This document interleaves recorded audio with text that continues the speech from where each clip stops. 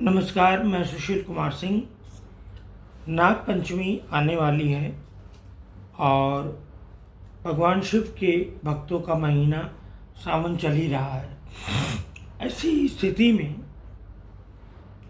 जो संतान से संबंधित बहुत सारे उपाय हैं, तो जिनको संतान नहीं हो रहा है और जिनको सर्प दोष है, यहाँ मैं काल सर्प दोष की बात नहीं कर रहा हूँ, नाग दोष की बात कर रहा हूँ।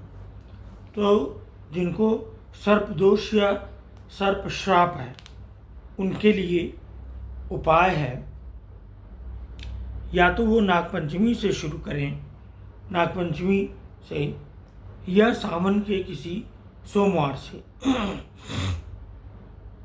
अब बहुत से पंडित या ज्योतिषी इस कुंडली को देख के बता सकते हैं कि आपको सर्प शाप है कि नहीं है, लेकिन आप स्वयं भी इसको देख सकते हैं।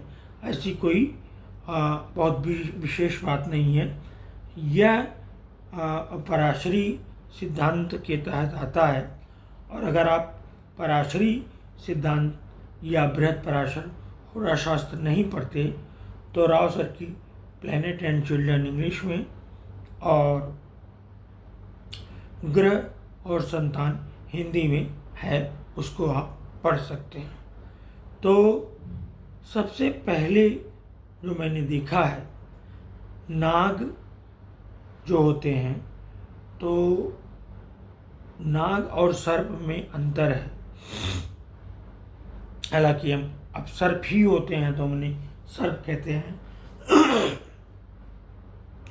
नागों का बहुत पुराना इतिहास रहा है, और कुछ लोगों के अनुसार 6.5 अरब वर्ष पहले जब डायनासोर थे, उसके बाद नागों की उत्पत्ति हुई। नाग एक लोक है, जो माना जाता है कि पाताल की तरह एक लोक है। नाग आधा शरीर पुरुष का होता है और नीचे सर्प का। तो इसको आपने महर्षि पतंजलि के, जब उनका फोटो आप देखेंगे तो उनके में भी ये चीज़ आपको दिखाई देगी। तो नागों की एक अलग दुनिया है, नाग का अलग स्रोत है। नाग आप देखिए, हनुमान जी एक बार एक अप्सरा उनको नागलोक लेके चली गई। नाग कन्याओं का उल्लेख आता है, जो कभी कभी थाईलैंड से जोड़ा जाता है, नाग कन्या। तो गंधर्व, किन्नर, इसी तरह का यक्ष, इसी तरह की नाग भी होते हैं। अब वह अपना स्वरूप बदलते रहते हैं, कभी सर्प में, कभी मनुष्य में। इस तरह का नागों का संबंध भगवान शिव से बहुत ज़्यादा है। इसलिए तो मैं बात कर रहा था नागपंचमी को। नागपंचमी को आप किसी भी सपेरे से सांप लेके आप स्वयं दूध पिलाइए। यह 9 के 9 ग्रहों के लिए इससे बड़ा कोई उपाय नहीं है। सांपों को दूध पिलाने का, सर्पों को दूध पिलाने से बड़ा कोई उपाय नहीं, बहुत बड़ा उपाय है। दूसरा जो है उपाय है, वो अगर आपको सर्प शाप की वजह से संतानहीनता हो रही है, तो उसका उपाय है जल और दूध को मिश्रित करिए, जिसको पंजाब में लस्सी बोलते हैं, कच्ची लस्सी। जल और दूध को, शुद्ध घी के दूध को मिश्रित करिए और सुबह महादेव की शिवलिंग पर चढ़ाइए।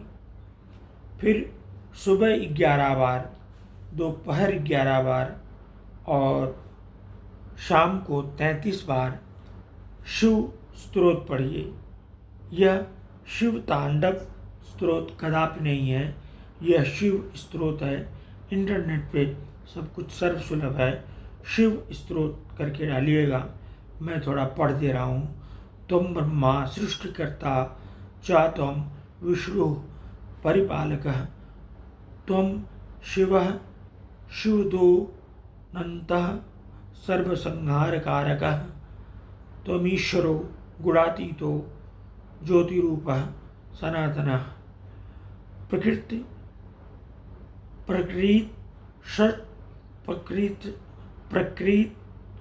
शस्व प्राकृतः प्रकृतेः परः नानारूप विधाता च भक्तानां ध्यानहेतवे एषु रूपेषु यत् प्रीति तत्तद्रूपं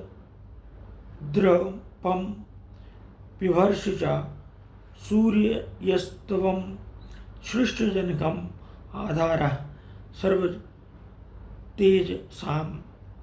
सोमस्तवं सस्यपाता च सततम शीत रश्मिना। इसी तरह का इतनी ही लाइनें और हैं। इसको आप दिन में 3 बार, सुबह 11 बार, दोपहर 11 बार और रात को 12 बार इसको पढ़ना है। अगर आप नहीं पढ़ पाते हैं तो इसको सुनिए, श्रवण करिए। खासकर जिनके 5वां राहु हो तो संतानहीनता में जो सर्प श्राप है, सर्प दोष है, वो किस तरह लगता है उसे किसी अन्य एपिसोड में हम रखेंगे। लेकिन अगर सामन ना हो तो भी सोमवार से इस उपाय को किया जा सकता है जिनको सर्प श्राप लगता है।